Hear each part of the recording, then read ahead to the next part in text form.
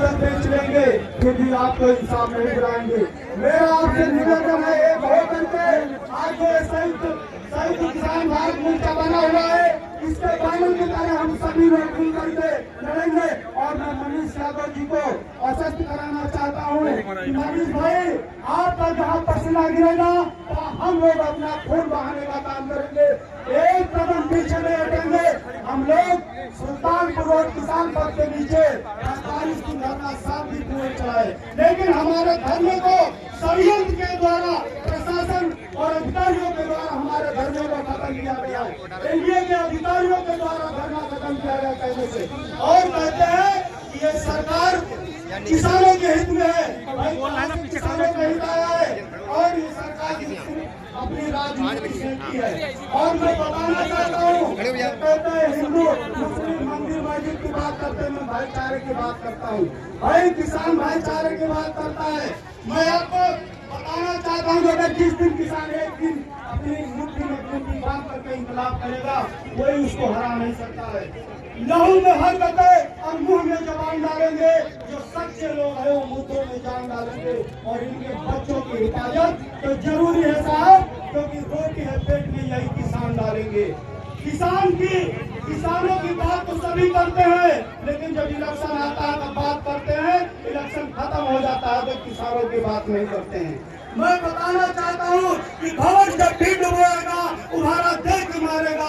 सुनो ये मछलियों तुमको वो चारा दे के मारेगा, सुनो ये मछलियों तुमको वो चारा दे के मारेगा। और गलत फैमिली है तुमको कि अच्छे दिन भी आएंगे। बड़ा चालाक दुश्मन है, सहारा दे के मारेगा, सहारा दे के मारेगा।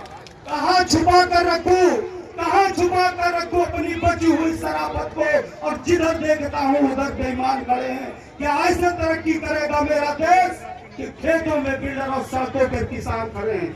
आज ये दशा किसानों की आ गई। किसान अन्नदाता कहा जाता है, भगवान कहा जाता है, लेकिन उसी अन्नदाता और भगवान को डंडों से मारा जाता है, खेतों में कड़ला के मारा जाता है। मैं धन्यवाद देना चाहता हूँ प्यारेपुर और कलियाखेड़े के किसानों का, जिन्होंने अपने जज्बे के साथ खड़े होकर के और जुनून के साथ खड़े होकर मनीष यादव जी के साथ खड़े होकर अपने हक और अधिकार की लड़ाई को लड़ा। मैं आपको धन्यवाद देना चाहता हूँ। और मैं कहना चाहता हूँ, नहीं हिंदू धर्म से, ये लोग हिंदू मुस्लिम की बात करते हैं, मैं बताना चाहता हूँ हिंदू धर्म से नफरत करो, ये कुरान नहीं कहते। और भारत की मस्जिदें तोड़ो, ये श्री राम नहीं कहते।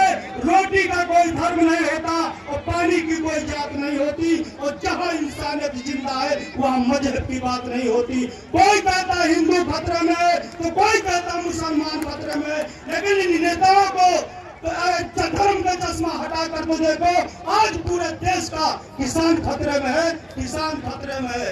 मेरे किसान भाइयों, मैं आप सभी लोगों से निवेदन करना चाहता हूँ, मैं अपने जो हमारे राष्ट्रीय अध्यक्ष दशहरी यानी मनीष यादव जी हैं, इनसे निवेदन करना चाहता हूँ कि हम लोगों ने 5 तारीख को अपने यहाँ किसान पंचायत रखी है। मैं आपको आमंत्रित करता हूँ कि आप लोग हमारी उस पंचायत में आए और किसानों को देखें कि किसानों के अंदर जज्बा क्या है।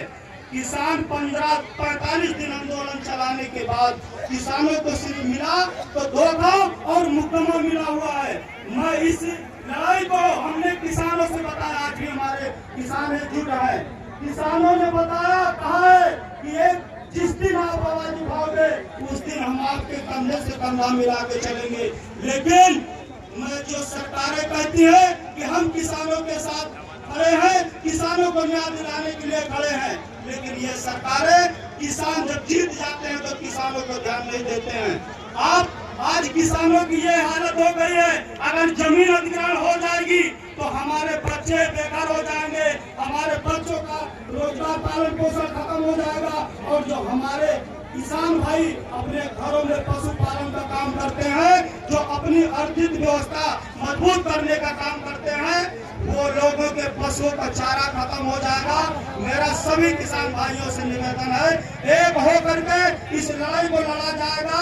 चाहे जहां भी लड़ाई, अगर किसान के हित में लड़ाई है तो आर पार भी लड़ी जाएगी। और मैं मनीष यादव जी को आश्वस्त कराना पुनः फिर चाहता हूं कि जहां आपका पसीना गिरेगा वहां खून बहाने का काम करेंगे। कुछ भी हो जाए, लेकिन हम लोग हटने का काम नहीं करेंगे। जय जवान।